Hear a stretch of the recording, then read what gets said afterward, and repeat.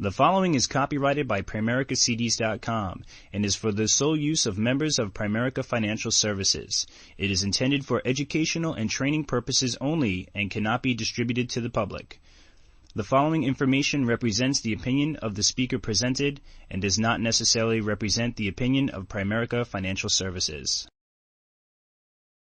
So we're going to cover a lot of basic fundamentals this morning, and I'm going to get right into it with you. And let's start off by talking about the fact that you have to have a recruit-to-recruit mentality. You do not want to have a recruit-to-sell mentality. You want to have a recruit-to-recruit mentality. You know, a sale is a natural byproduct of recruiting. We've always believed, and we've absolutely proven to ourselves, and many of you have proven to yourselves, that if you focus on recruiting, see, when you focus on recruiting, you have to explain to people what your opportunity is all about, don't you? If you set up a time to get together with somebody to talk to them about the possibilities of earning an extra $1,000 or $1,500 a month part-time, when you do sit down, you got to show them what you do.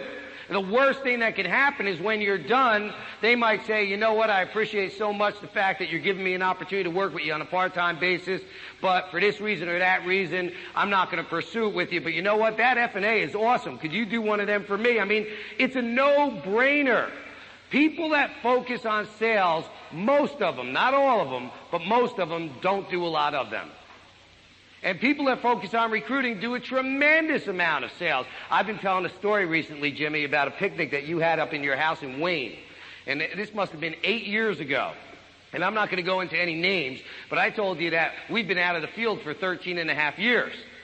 And we were at a picnic. Jimmy had his mastermind team over his house for a picnic at Wayne, and it was a great time. And we're playing horseshoes, we're playing volleyball, Jimmy's cooking up burgers. And then all of a sudden, Jimmy rallies the team together and decides to put us in a head-to-head contest, a head-to-head contest of personal premium. Now, I had not written business, and I can't tell you how long. And to make matters worse, he pitched me against somebody on my own team, which you would never think he would do something like that. And so here we are. We're at the beginning of the month. We've got 30 days. It's you against you, and you against Ginsburg. You're against so-and-so, and Penn, you're against so-and-so, and Pressler, you're against so-and-so. And the bottom line is, at the end of the month, whoever won got to put a pie in the other person's face. So it's a serious matter of pride here, especially when it's a matter of pride no matter who it is, but when it's somebody on your team. And we went out and we wrote over 4,000 of personal premium that month. And we won. I was going to say obviously, but that sounds cocky. But there was no way I was going to lose.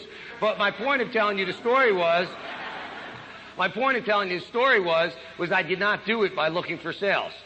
I did it by looking for recruits, and the natural byproduct of looking for recruits was we got a bunch of sales. Because when you show somebody who's married, owns a home, has children, what we do, the worst thing that can happen is you're going to get a sale out of it. So you want to be a builder, so you always got to have that recruit-to-recruit mentality. We have always set up all our appointments on the premise of a business opportunity, with the exception of the following. When we've done business with people and we got them to sign referral letters, most of you probably don't use referral letters. When I was out in the field, we always used referral letters because you had a higher appointment ratio when you used the referral letter. Now, I'm not telling you to use a referral letter. That's up to you. You could discuss that with your RVP, but I knew if I got 10 referrals from Mike and Donna Roten, if I got 10 referrals on a piece of paper that I could call, or I got 10 referral letters that they signed, I got more appointments with the signed referral letters, especially with the PS on the bottom. Definitely sit with Jim. It'll be well worth your time. He won't sell you anything. I just got more appointments that way. So the letter, as most of you know, says, you know, I sat down with Jim Penn. He shared some great financial concepts. So now, because they already know I helped them out financially, that's the only time I ever set up appointments on the premise of showing them how to save money. And then what I would do is when I got over the kitchen table, I'd recruit on the back end. So I'd still have the same focus of recruiting. It was just a different way. You follow what I'm saying? Okay, so you want to have that recruit-to-recruit mentality if you're going to build a company. And we talked about a lot of reasons yesterday as to why you want to build a company, didn't we? Yeah. Okay, so the first thing you got to do is go wide. Now, the facts are 99.9% of all the people in this room have no width going for them whatsoever. I am not criticizing you. I'm waking you up. You need to get wide. If you were going to go build a home, would you experiment and see if you could do it with 2 walls? I know nobody else has done it. I know everybody else has 4 walls, but we're going to do it, man. We're going to try to build this house with 2 walls. Somehow, some way, this is going to be a sturdy structure. It's going to be incredible. No, you'd have at least a foundation of 4 sides, wouldn't you? Yeah. Well, if you've got 3 directs, and I consider it, and we'll talk about direct legs later because that's a different issue. Okay? But if you've got 3 directs that are showing up, because if they don't show up, it's not a direct. If you're new and some of the things I talk about you can't relate to, that's okay because a month from now this will all come together and make a lot of sense to you. But if you have 3 people showing up direct to you, you're not wide. Or if you've got 5 people showing up direct to you, you're not wide.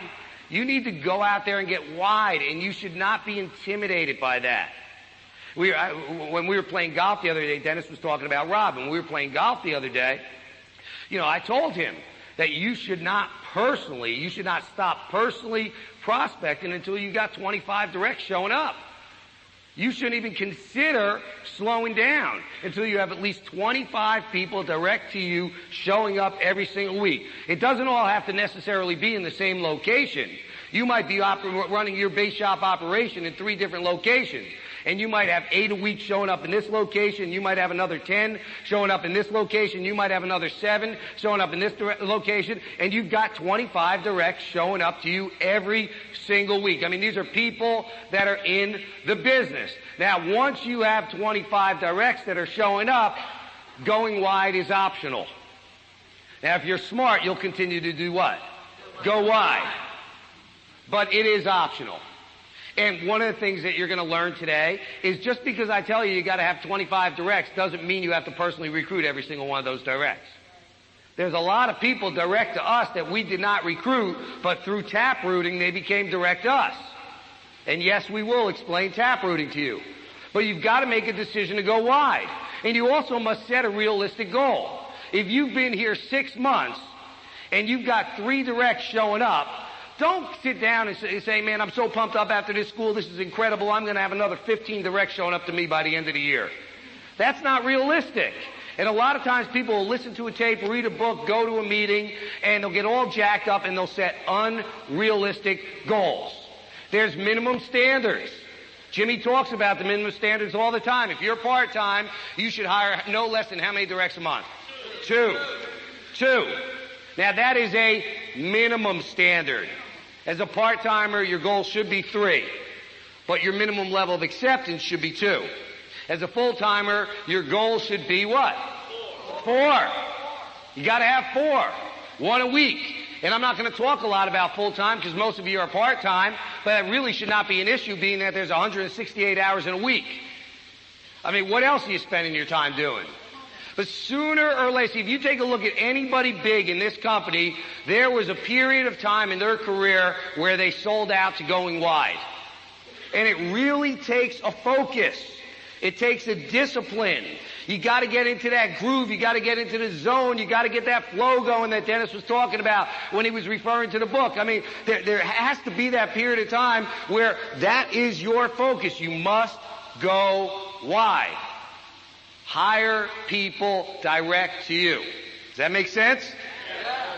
Now, once you do that, you need to hire someone for your new direct immediately. And you must adapt the mentality of recruit is not a recruit until they what? Until they have a recruit.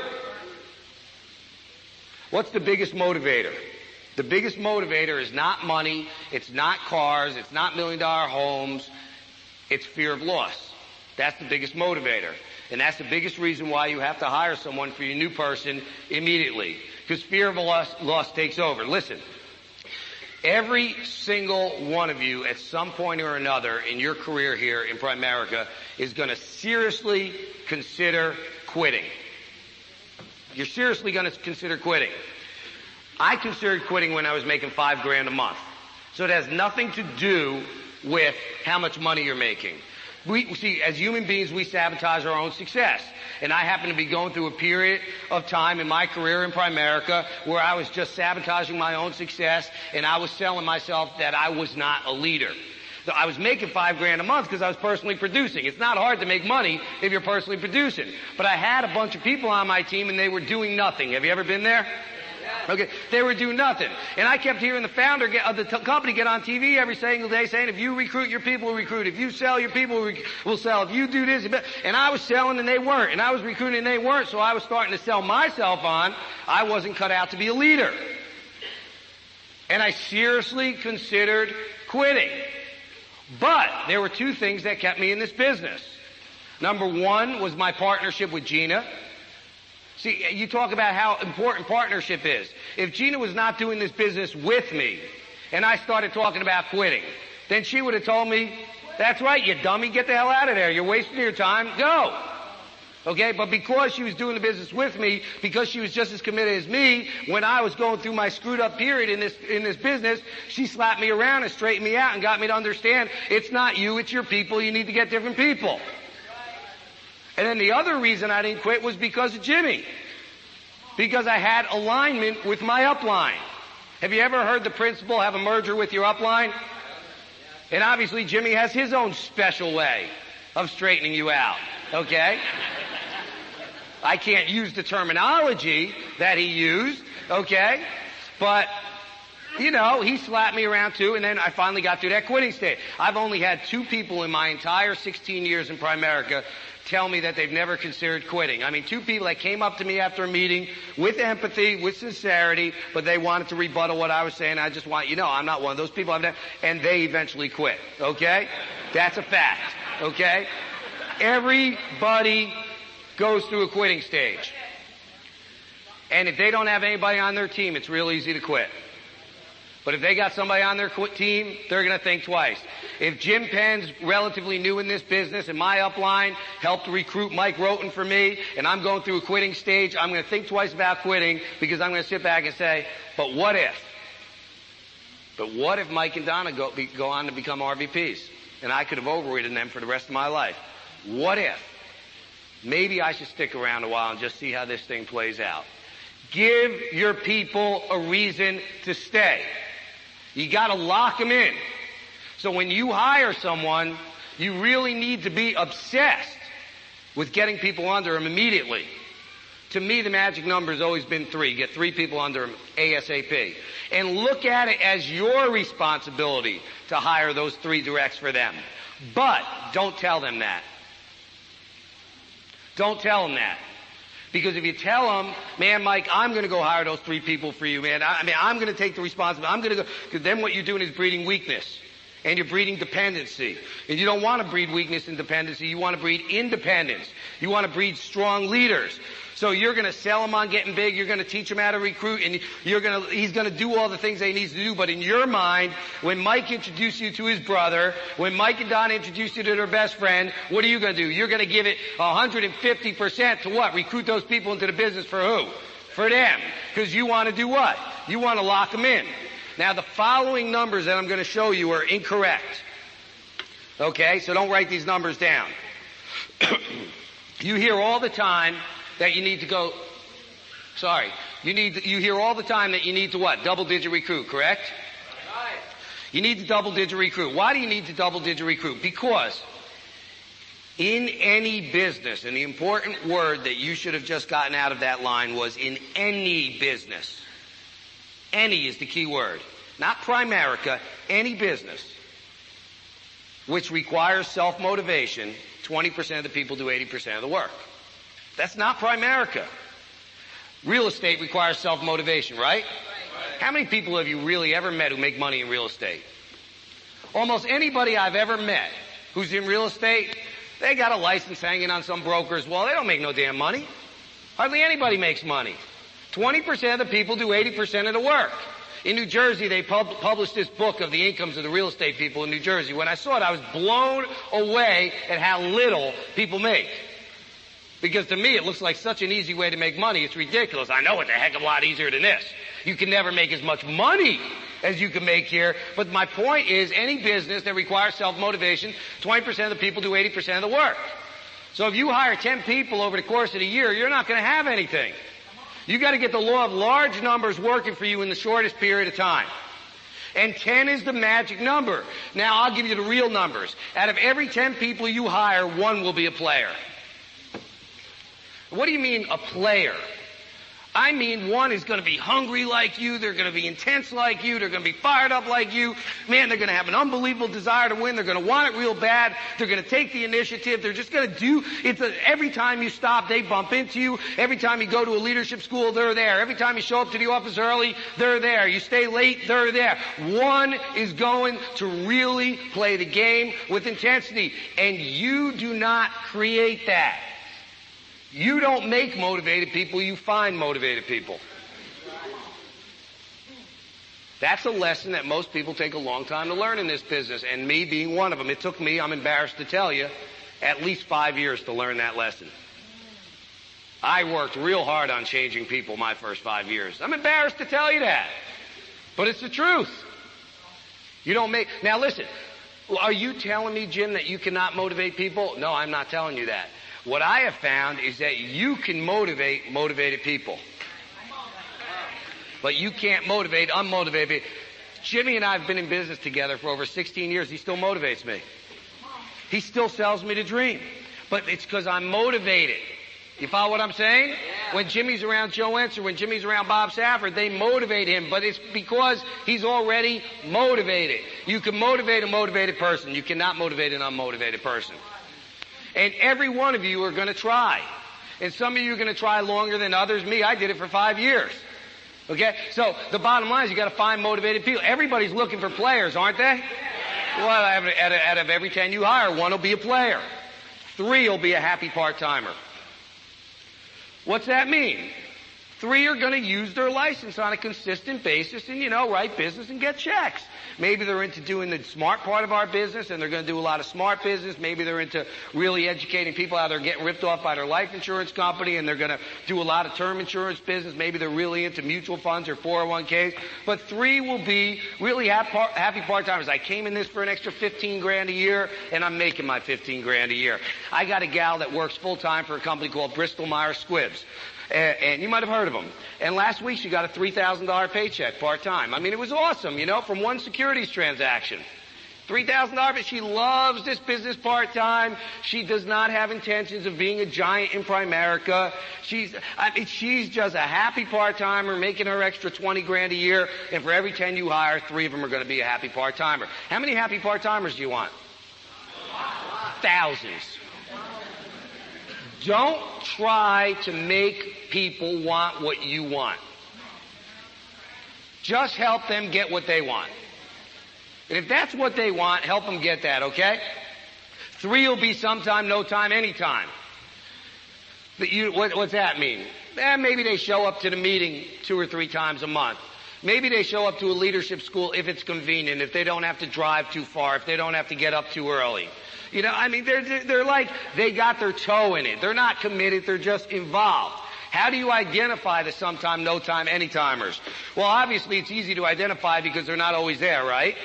But I'm going to give you the easiest way to identify a sometime, no time, any-timer. They're the biggest talkers. The people that you have on your team that talk the most crap, they're usually your sometime, no time, any-timers.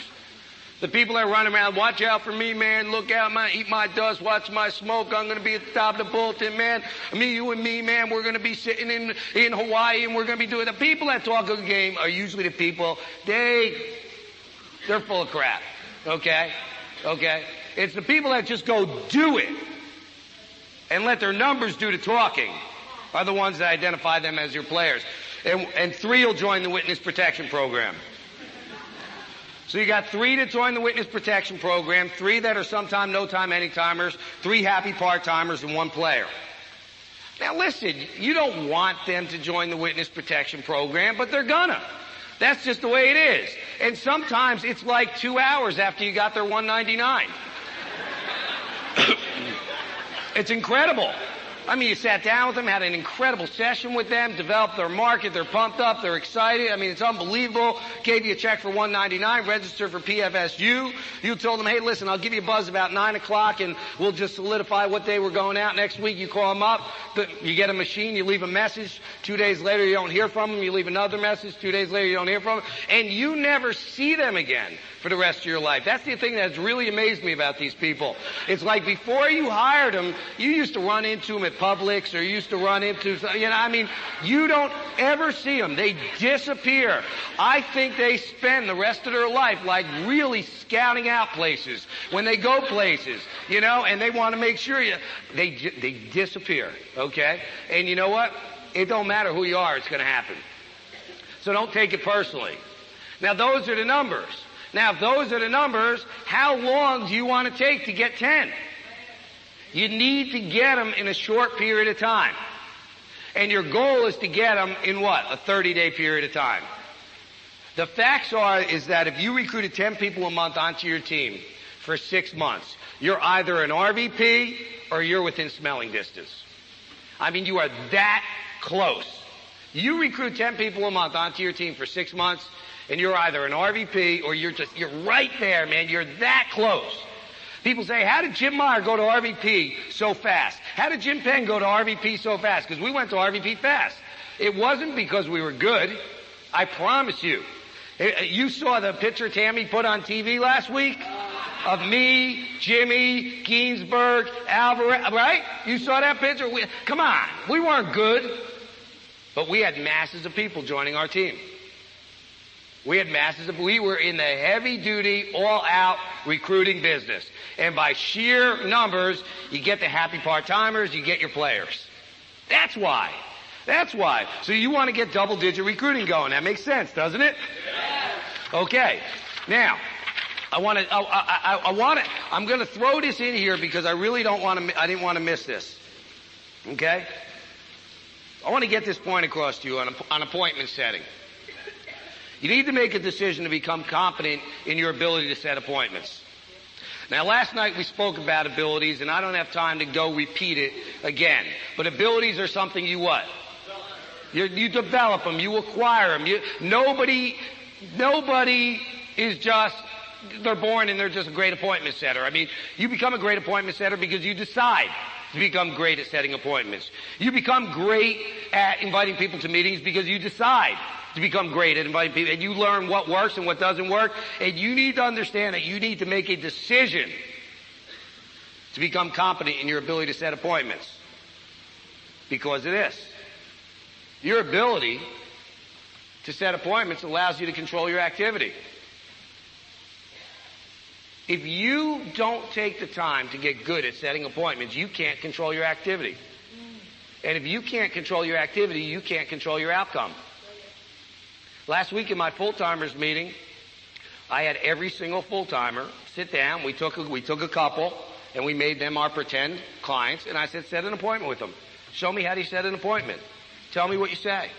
Don't turn to me. Don't ask me anything. Pretend I'm not even here. Show me how you make a phone call. What do you say when you set an appointment?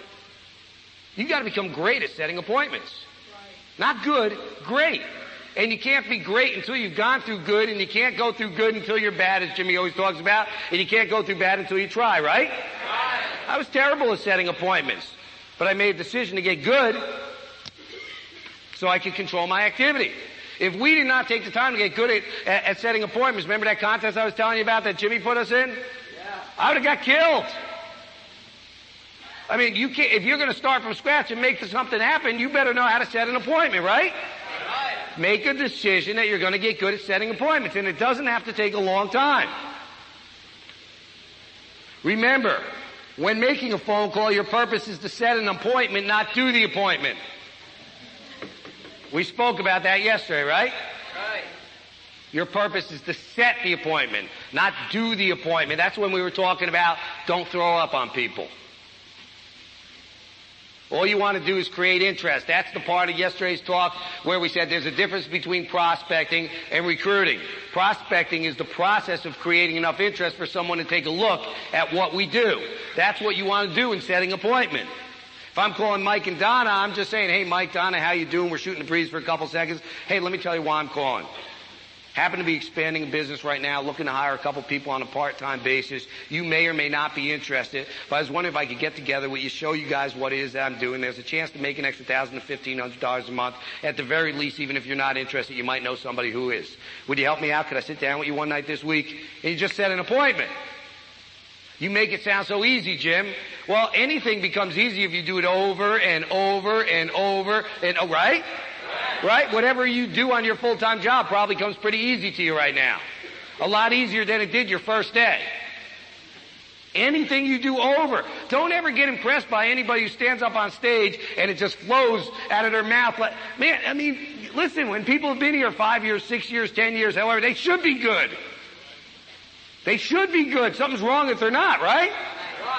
So you got to make a decision to get good at setting appointments so you can control your activity.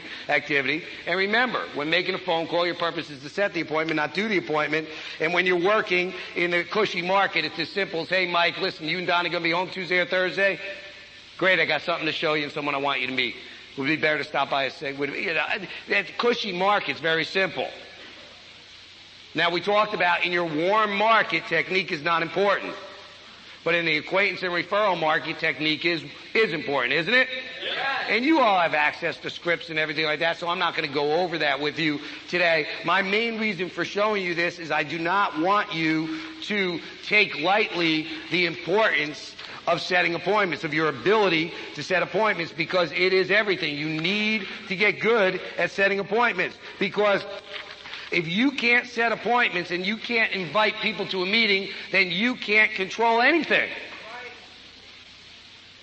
Everything falls on your ability to get someone to a meeting or to get someone to sit down with you over the kitchen table. Now let's talk about prospecting a little more. Prospecting drives what? Everything. Prospecting drives everything. Number one, I'm going to give you some keys with prospecting. Be consistent. Be consistent. I have never in my career spoke to 20 people in a day. I know many of you have. I can't even honestly tell you. I don't know. Maybe there were a couple times I spoke to a prospect at 10 people in a day. Maybe. But usually it was just like, I would call a bunch of people in my warm market until I got the appointments that I needed to get, or until I got the guest invites that I needed to get, and then I'd friendship farm 3 to 5 people a day. But I was never someone that just, sat down and just pounded numbers. Because I really worked on what we talked about yesterday, getting good at what you do. Not because I hadn't accepted the numbers, but it was, if I was going to play the numbers, I wanted to get the highest ratio of success possible. And I found out that if you're consistent, you could go make something big happen. Think about this. If you prospected 3 people a day, and we're not talking about the same old 3 people that you prospected last week. We're talking about new people. But if you prospected 3 people a day, that's 21 people a week. That's 84 people a month. How could you not get results? The only way you could not get results is if it's 100% cold, or if it's that you have not taken time to get really good at what you do. I hope you're getting this underlying message. Get good. Get good. And that does not happen by accident. You got to work on getting good. Anybody who's in this room who's been here at least a year should be comfortable enough for me to say, would you do me a favor, come up in front of the room and show everybody how you set an appointment?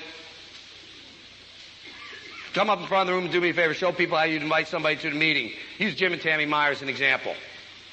And if you've been here at least a year, you should be comfortable. Now, I know most of you would be very uncomfortable. You need to work on getting good at what you do. You need to master your craft.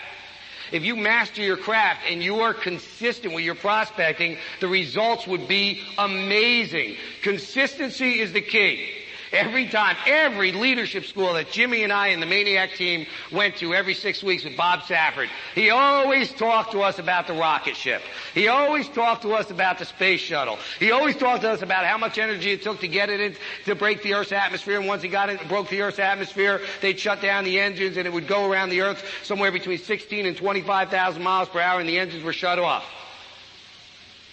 You got to get this sucker into overdrive, right? And the only way to do it is through consistency.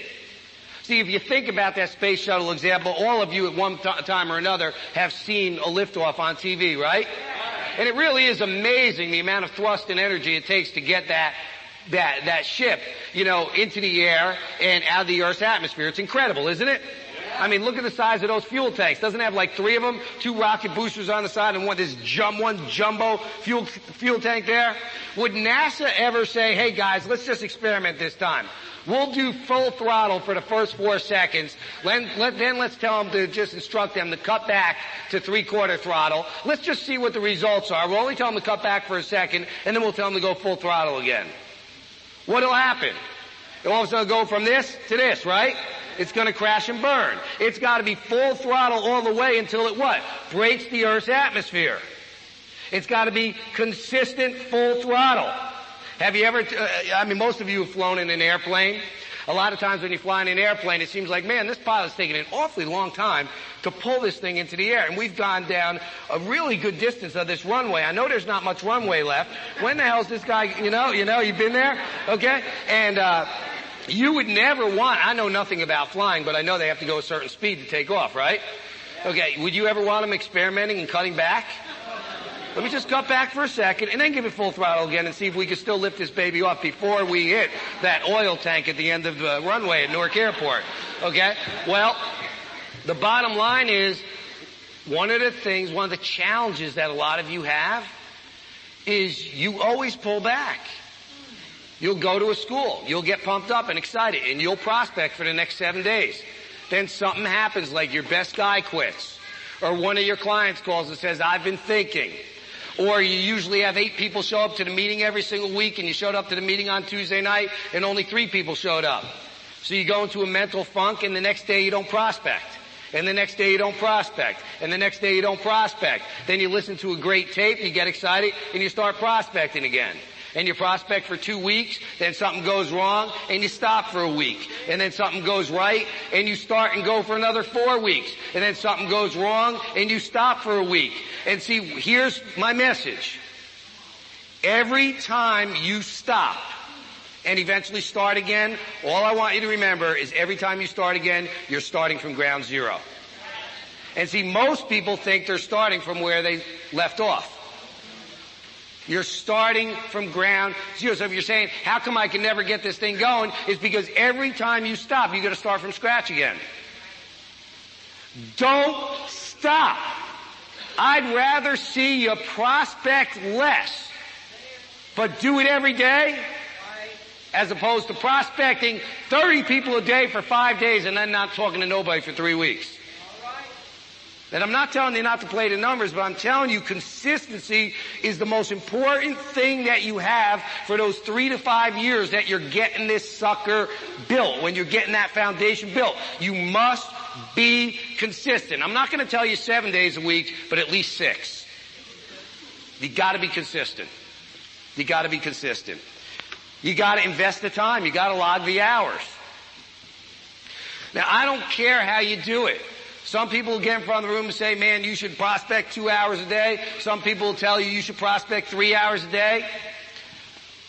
I'd love to lie to you.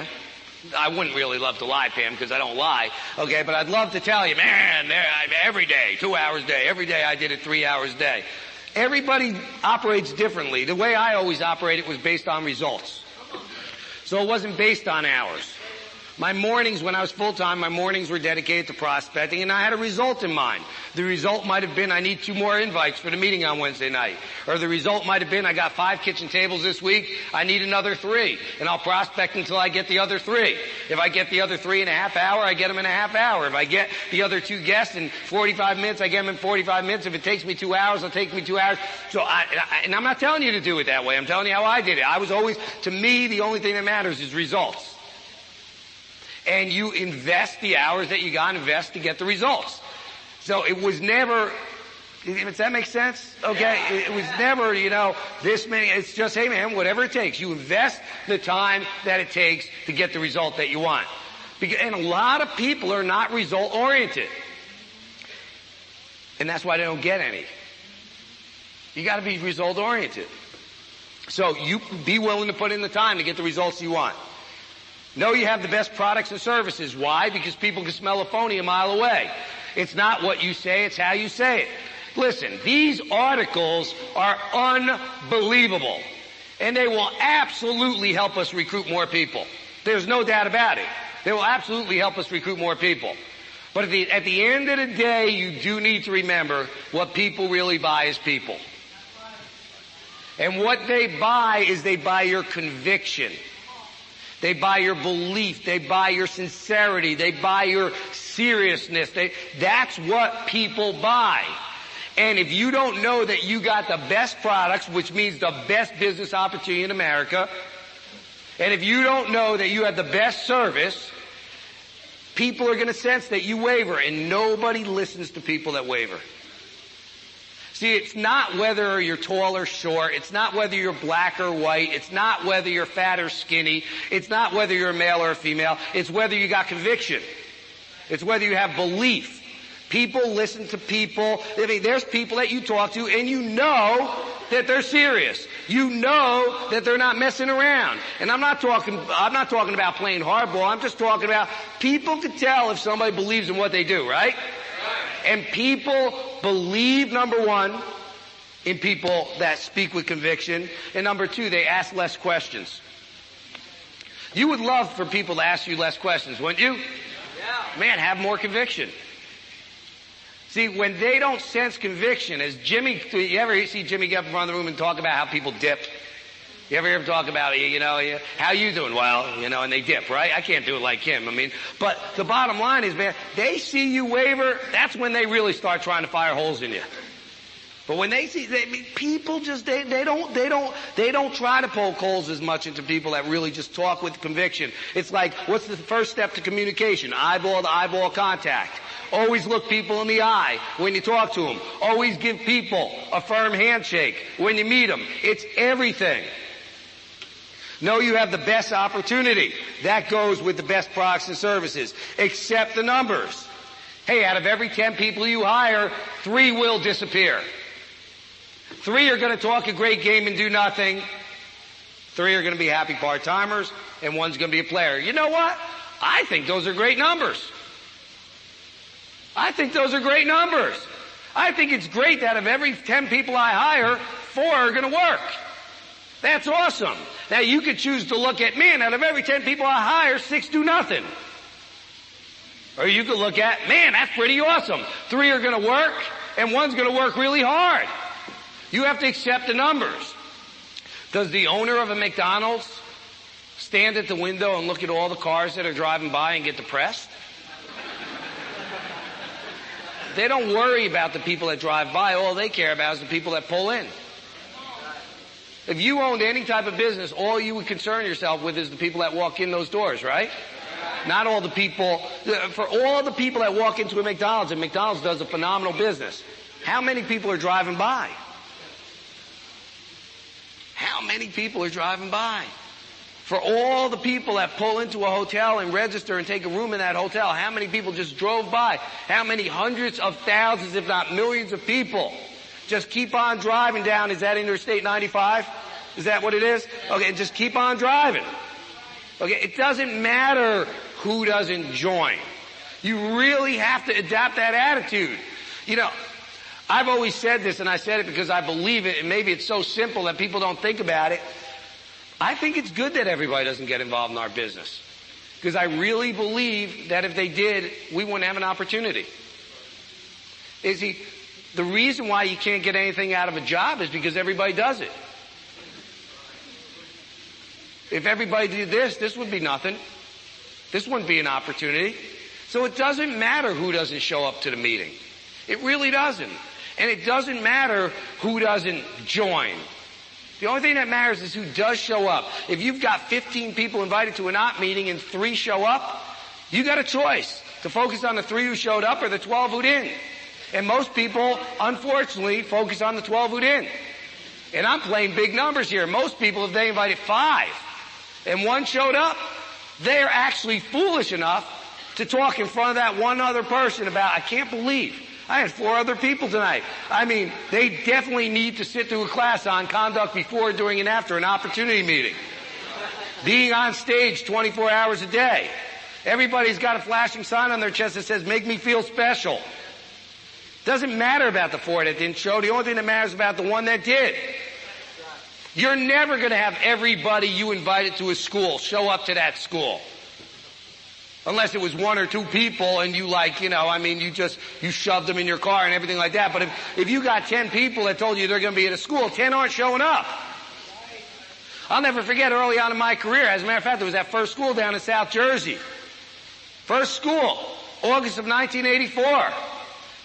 I had so many people I joined in June of 84, I had a bunch of people on my team tell me they were going to be at the school, that I rented a van. Me and Pete Alvarez rented a van. And we told all our people that we would meet them at Colonia Senior High at such and such time in the morning, and we'll all drive down together. We rented a van, everything like that. And the only people that drove in that van was me, Pete, and Amy Alvarez. Nobody showed up. That's just the way it is. Do they care that you spent money on a van? They could care less. They don't. You got to accept the numbers. People aren't saying no to you. They're saying no to what you offer them. And that's not something to make you feel good. That's a fact. So once you've accepted the numbers, then you got to work the numbers. I don't know how many millions of people live in the state of Florida. How many, Mike? Ballpark. 8 million people. And you need 7 to 10 to become stone wealthy. And you're worrying about the 3 people that didn't show up this week? In New Jersey, we got between 7 and 9 million people. What? If all you need is 7 to 10 key people, and you got 8 million to pick from? Why are you getting so flustered and mad and depressed about people that don't show up? And people don't join? And people that quit? It's a numbers game. And always assume interest. Always assume interest. What do you mean, Jim? I mean, a lot of people have a hard time recruiting because when they talk to people, they're very like, Pam, Leroy, I just got involved in this thing and I really think it's, if you guys would just take a little time on Wednesday night to come take a look at it, I mean, I'll take you out for drinks afterwards and everything like that. I mean, they're just like, maybe, please, and instead of like, hey, Pam and Leroy, I'll tell you, I'm involved in an incredible company. They're expanding right now. I was talking to the vice president of the office the other day, asked me if I knew of somebody ambitious. I mean, I immediately thought about you. I know you guys will love this. You gotta assume interest. Like any time I invite somebody to a meeting, always somewhere in there's something about Dave. I know you're going to love it, man. I know you're going to love what I show you. I'm always assuming interest. What I'm trying to tell you is tell them they're going to love it. I assume interest. To continue this speech, please insert the next CD in the series.